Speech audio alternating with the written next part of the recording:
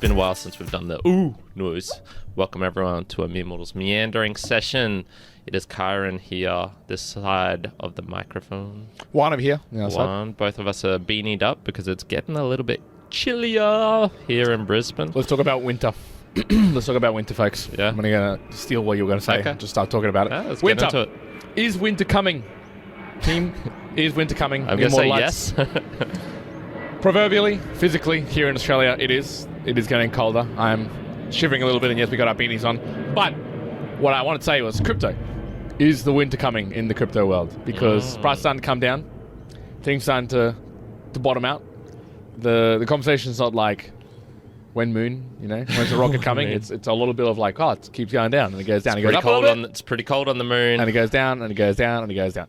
But my two-pronged question was, one, do you, at least from where you get your information from, your sources, what you hear from the community of your aspect, do you get a trend that there's a little bit of a winter coming in that regard? And two, when the winter comes, how are you best preparing yourself for that winter? I don't know, to be honest. Like long story short. Long story short is I've never been great predictor at things, and I don't even really like stating my predictions in many ways. So it's sort of like, someone who's like, there's going to be a recession. I don't think I could ever be that person. Well, less prediction, more do you get a sense of the communities that you listen to, because it's different to the ones I do, that there's a trend of people saying like, oh, this might be a little while, or it feels like people are pulling back from it rather than pushing forward with it. I think the ones I'm in are more because I haven't really been in the price ones per se, the communities where it's like, I'm going to 10x this thing. So, for example, I don't troll around on ASX bets or Wall Street bets. Like that's not my place to be. I go there for a laugh when you send me epic funny things, people getting wrecked. Yeah, yes, but yeah, those aren't the places I hang around. So I hang around the ones where it's more like devs creating something, a couple of NFT ones, a couple of just like general learning ones, but it's not too deep, It's not like getting deep into the code. I'm sort of like on the edges, sort of like podcasting 2.0. It's Dave can start talking about coding, and it's just like, I kind of get what you mean, but at least I know what an API is now. I remember asking you not too long ago, what does API mean? Yeah. And I still don't actually remember what it means, but I know what it does. Like, I know what like the significance behind it. So I would probably say yes. There'll be like at least like not like super volatile, crazy moon. Let's go to the moon sort of thing. But I would still say that there's like the good groundwork is being done. So like people are still working on it. People are still. I still keep hearing and seeing more people being like, I'm quitting my day job to work full time on being a like an educator or a developer or something. I'm hoping to have on the podcast soonish actually a guy who's an artist in the Cardano world, who's created these things called unsigned algorithms, and they're sort of like artistic versions of like color formats, I guess, and different color formats weaving in and out of each other, and you could sort of match them up, and it's got like different parameters, and there's a couple of visualizations you'll see on your screen. But he just sounded like a really cool guy. I heard him on a Twitter space, and he was saying, I have transitioned not too long ago from I think he said he used to work in logistics to doing that full time. Doing like full-time artistry / coding / things in the Cardano world. So I think it's a nice period, to be honest. It's a period where like cool shit gets done, where you can maybe, if you believe in the stuff, accumulate it a little bit more at better prices. And and to answer your second question, dollar cost averaging. That's the only. I'm good at buying on the way down. Actually, I find it harder to buy when it's going up because I agree. yeah, I'm sort of just like, oh, but I could have got this at the same price like 2 weeks ago. Whereas now it's like, yes, it's lower. It's a little bit lower. Get it. A little bit lower. Get it. A little bit lower. Yeah. But it's mentally taxing, man. It is a bit mentally taxing to ride the wave as it's going down. Now, a question that many people out there might have, and this is a very low probability, of course, but what happens if, let's just say, some of those that you hold go to zero? Flat zero, actually crash. People go like, actually, no, we can't make this work anymore. We're moving out of it altogether. Well, you know what? I think if that happened, I would have much bigger problems than just like portfolio management, just not having enough money. Because I think the bigger problem would be we were talking about those oh shit moments not too long ago. It wasn't too long ago. That's come out already. And I think that would be an oh shit moment for me, as in like, in the equivalent of my perception of reality has just been absolutely distorted. Like, oh, there actually are aliens. Oh, bad things can actually happen to good people, and I had believed my whole life that that's impossible, sort of thing. I think that if they all crash to zero, so if one of them, that would be like, okay, I might have just missed something that I didn't see, like didn't do enough research, or black swan event, whatever. If they all went to zero, I would be thinking like, the world doesn't work the way I think it does. Yeah, like, I mean, imagine like some freak way where like all governments are like, okay, we're having our own digital currency, and you can like all of the rest of like completely unusable. They go on like some sort of tirade where it's like, you have to give us back all of it. We'll force it out of you, or some crazy stuff like that. But that sort of problem level would be like, okay, that's beyond like portfolio conversation. That's like, Christ, this is like something massive's changing in the world in the way that we know it. So I think because my answer was going to be for the second part of, what to do during the winter, or like, to be, if you're scared of it going to zero, again, it's like risk levels. I go, well, if you still believe in it, and it's like the same principles always stand, and as you're saying, like people are still working on it in the background, it's kind of like the opportune time. What to do in winter? Yeah, just keep averaging and like piling up if you still believe in it, and as much as you can afford, it's like safety. But if you're thinking from the opposite side, like, oh, well, this winter will last forever, or like it's going to crash zero, it's like, okay, if that does happen, then there's bigger problems at hand. Really, it's gone beyond like just talking about portfolio and assets and everything else. For sure.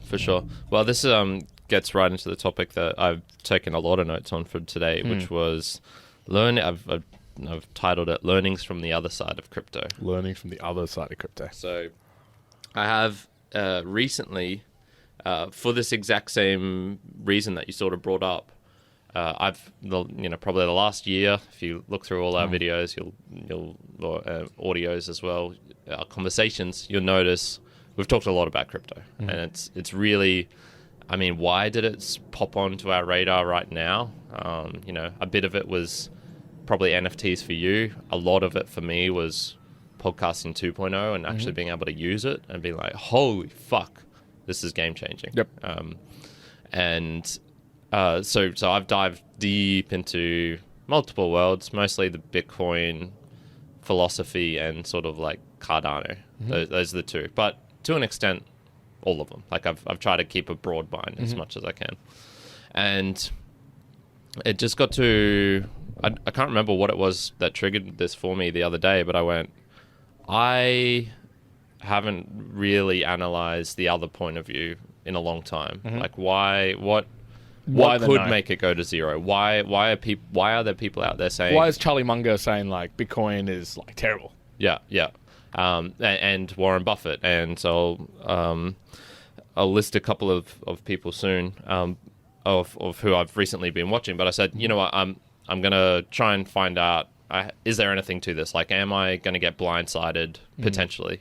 Because there's some very successful, very I'd say like wise or learned people who are saying, no, this is all a scam. My dad, for one, like I'd say he's pretty successful, but he's convinced it's a scam. Yep.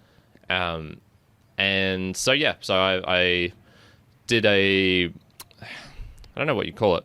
I did I even make it one of my goals? I did. Yeah, it was one of my monthly goals to examine all these things and be like, okay, what what am I missing? What am I potentially missing? So what are you learning from that so far? Yeah.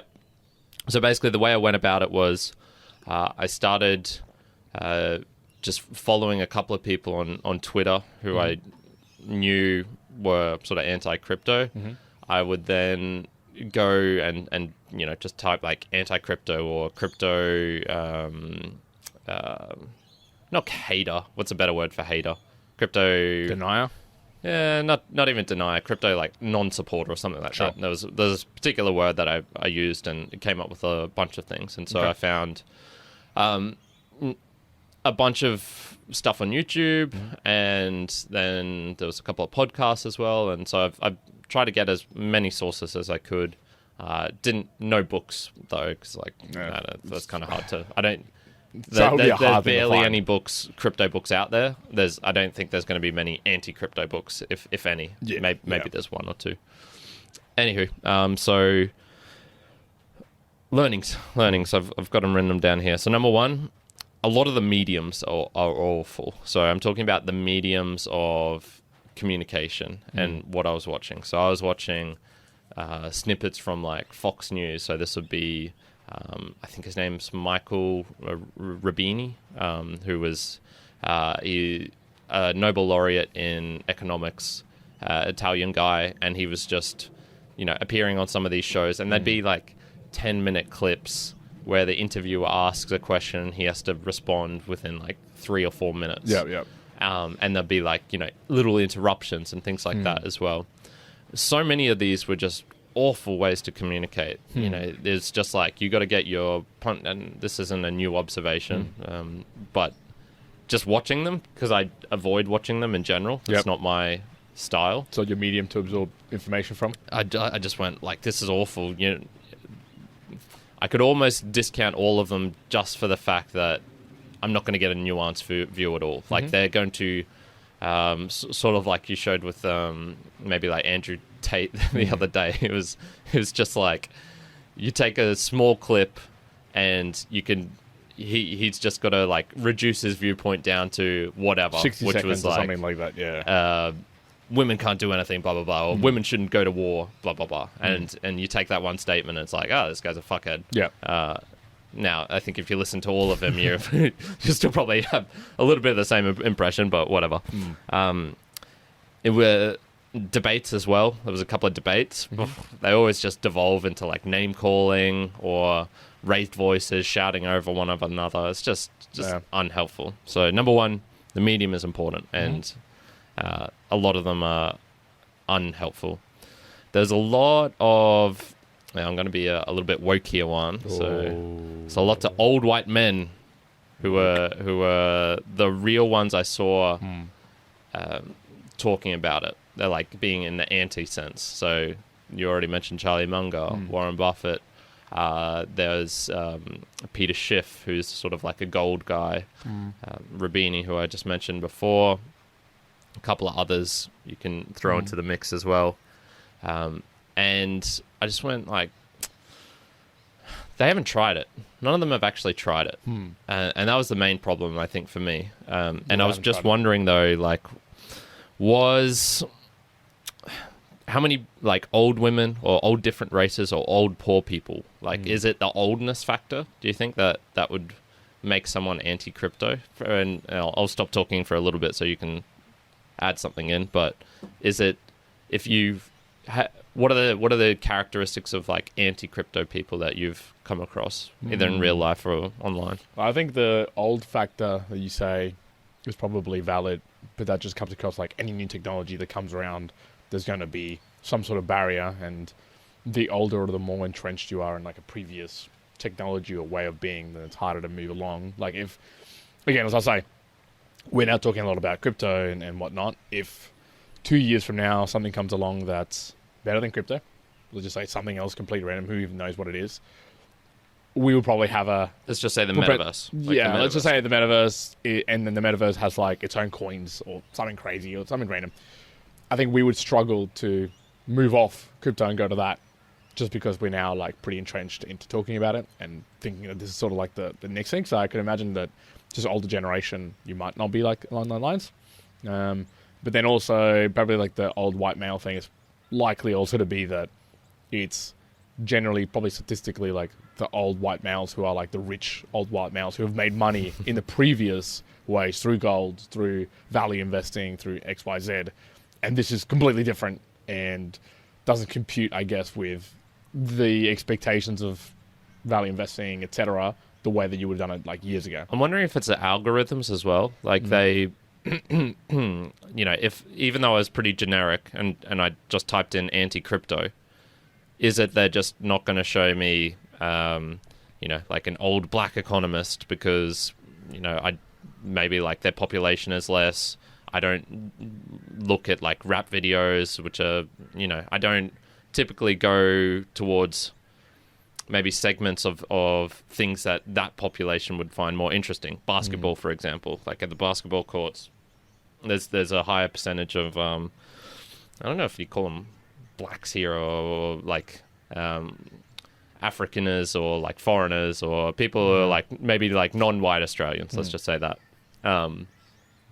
And I'm wondering if just the algorithms just aren't showing me the black equivalent of like Warren Buffett or the Asian equivalent of Charlie Munger or something like that. So yeah, that was just what something that I noticed and was like, yeah, the old thing was like the main noticeable thing, but also yeah, that they would refuse to try it as well. That was the funny thing. Everyone would be like, I'll send you a little bit of Bitcoin, like, and they're like, I don't need it.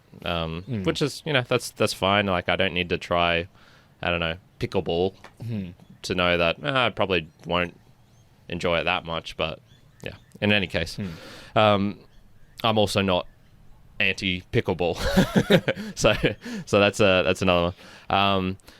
The main arguments, and so this is getting to the actual arguments they were making, I didn't find any that really think that I'll get blindsided. So there wasn't anything that made me go like, this is the fatal flaw. That's the thing. Yeah.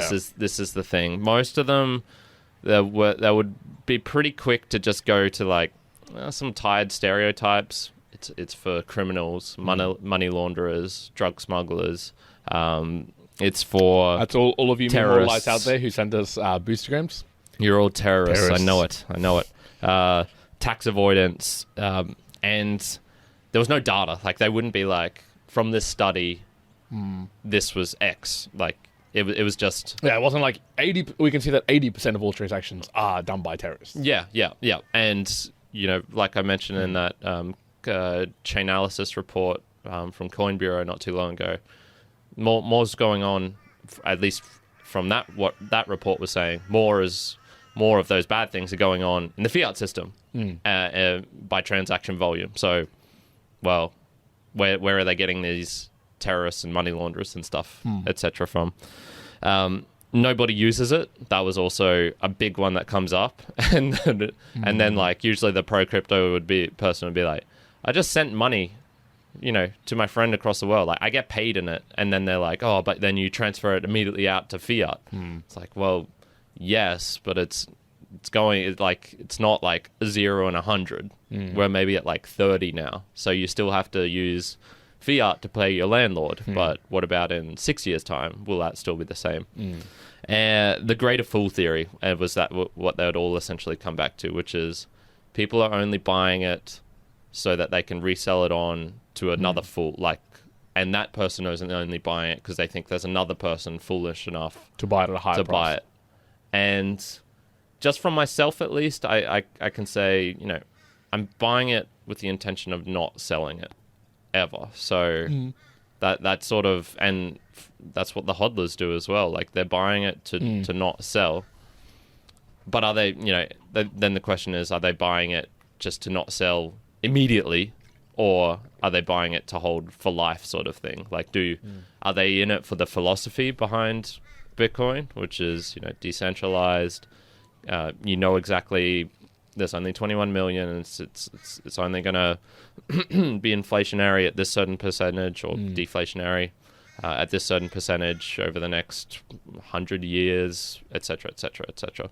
And so those were like the main ones that came out, and I just went, Yeah, nothing that struck you as like, okay, Yeah. I'm wrong. I think that, it's enough to sway you to be like, oh, Yeah. dang. Because they weren't making arguments like the government's going to regulate it.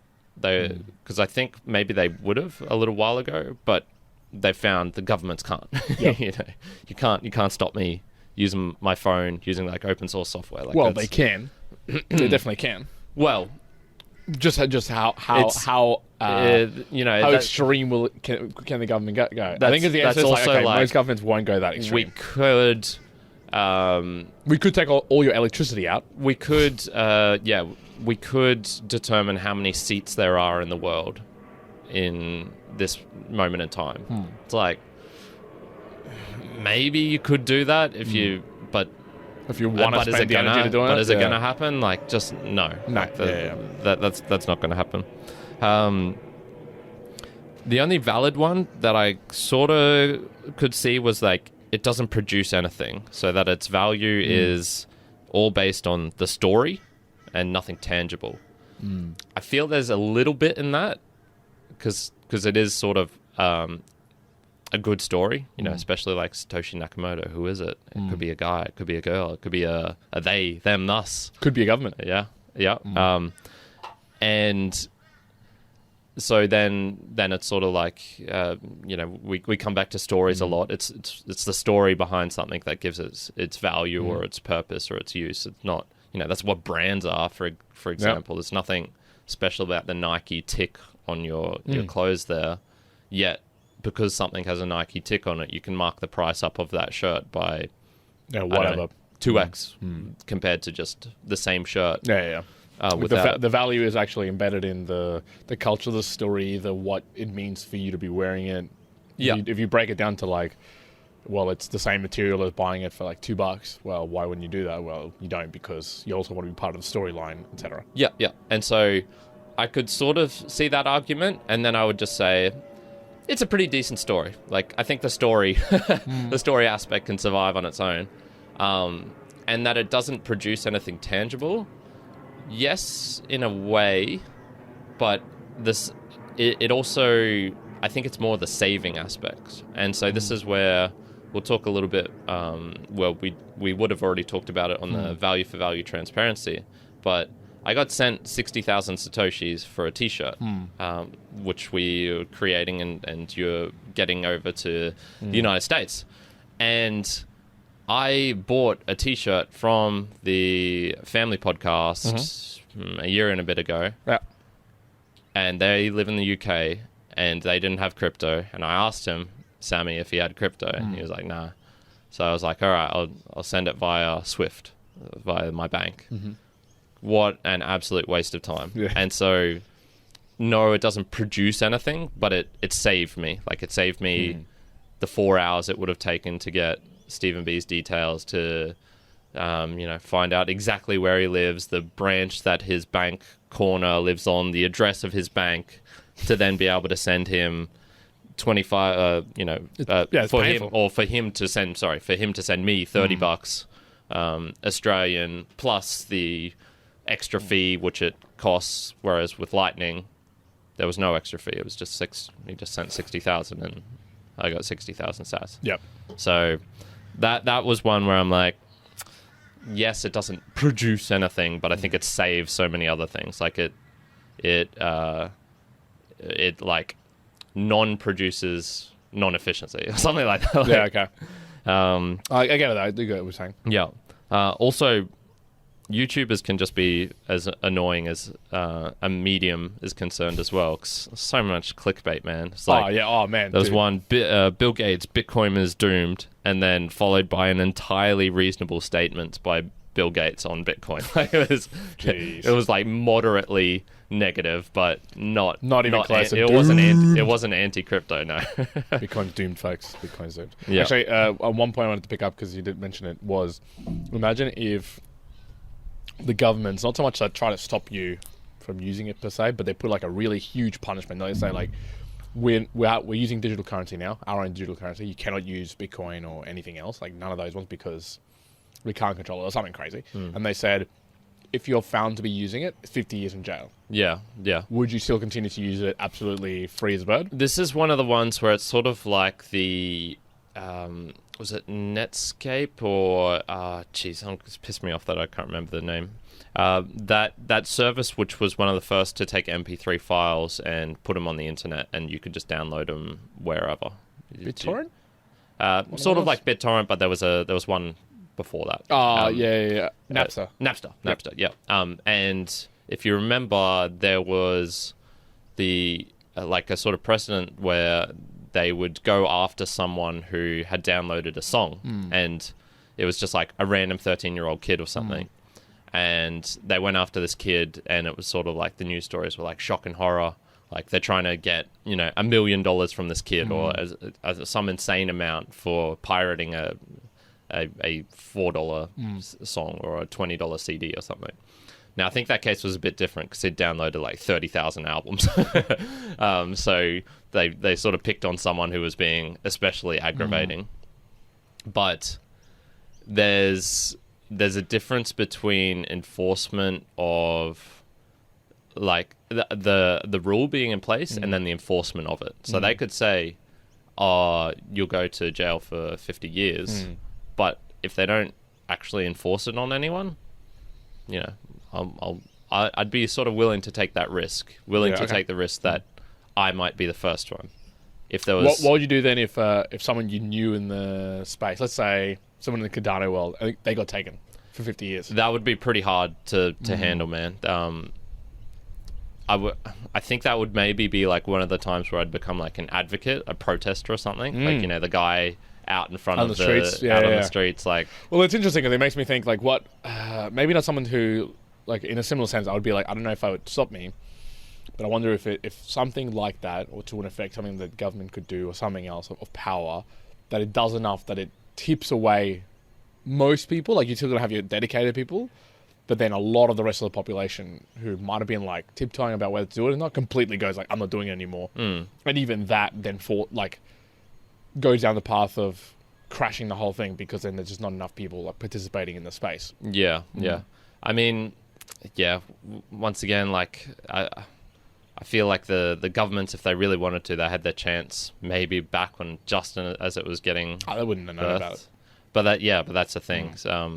But they have stopped previous. I don't know if you know much about like the hacker. It was. I believe there's a group of like crypto hackers who hate the word crypto now because it's sort of been taken over. Cryptocurrencies. Like we say crypto and it's sort of implied cryptocurrency. Yeah. But there was people who were trying to do stuff like what Bitcoin did well before Bitcoin was invented, and they had, it was like a version of digital gold. I think it was called gold something, gold coin, not gold coin, but something like that. And as soon as it got up to like a moderate number of users, the government just came crashing down hard on it. And this was in the US, I believe.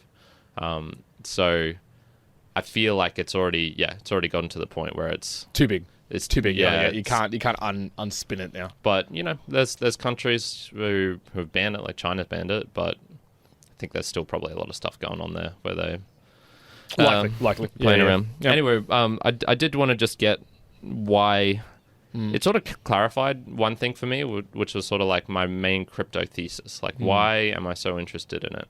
No, it's not about the money. Like that. Yes, it would be nice if it rose a little bit, but I'm not getting a Lamborghini. That doesn't interest me, nor a yacht. So for me, I think it was sort of like the world has been stuck in like a growth phase for too long. So it's sort of like we have to growing for growing's sake, which I also dislike. And I sort of see this as a pulling back in a way and being like, no, we need to be responsible for our money. Like we need to acknowledge like you just can't print money out of air and then everyone can have Lamborghinis and everyone can have an amazing lifestyle, even though it would be amazing if everyone could own a bigger house, a bigger car, a bigger whatever. I think it's sort of like, we need to scale it back a little bit. And so that's sort of one of the reasons why I'm deeply invested in it, because I think that's a healthy thing to happen. Good. Yeah.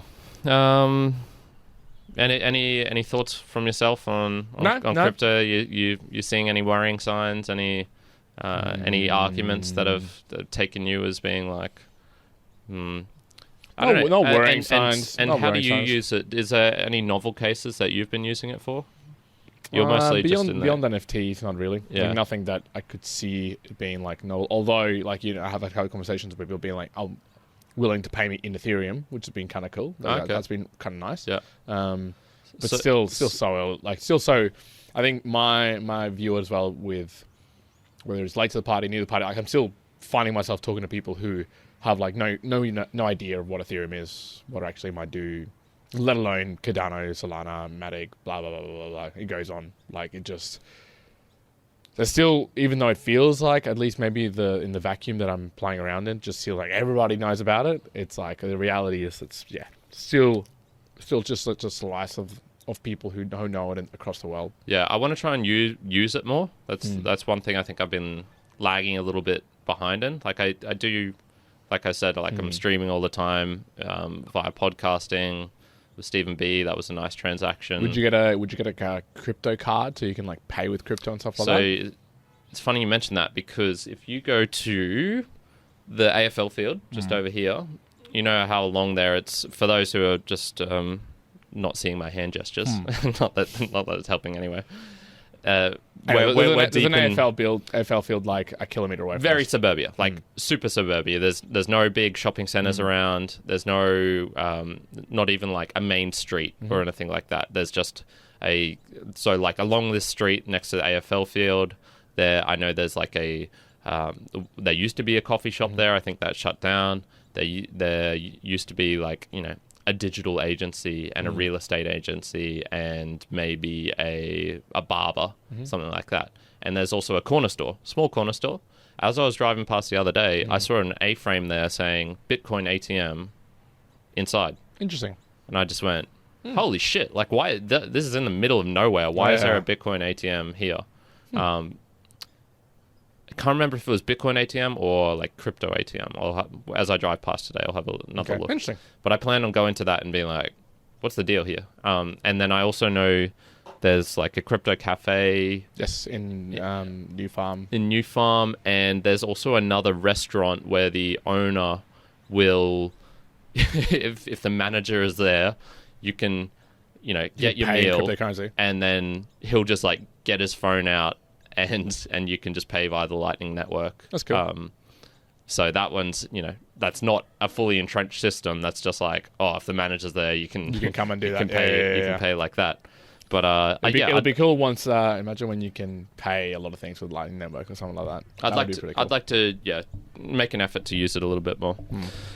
Coolies. Cool. Well, that's everything that I wanted to say about crypto and the winter, the coming winter. The coming winter to come. Crypto winter is coming. Good. So how can you help us through this winter? Well, there's a Value for Value podcast, so you could send us some Satoshis while we're perfect opportunity because it's cheap. So you can buy a bunch of Satoshis and you can send us even more and feel even more good about it. Even better. Yeah. So how can you do that? If you go to newpodcastapps.com, go to any of the ones with value. So these are ones like Curocaster, like Fountain, Castomatic, Podverse, Breeze, plenty of them out there.